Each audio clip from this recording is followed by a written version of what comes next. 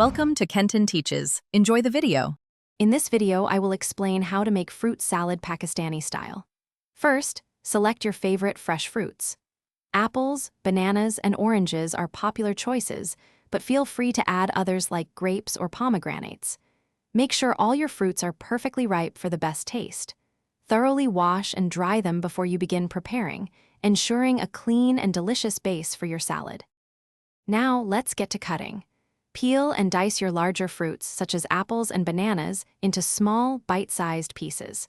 For smaller fruits like grapes or strawberries, you can simply halve or quarter them.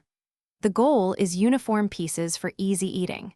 Once all your fruits are prepared, gently combine them in a large mixing bowl, ready for the next step. The dressing is key to a Pakistani fruit salad.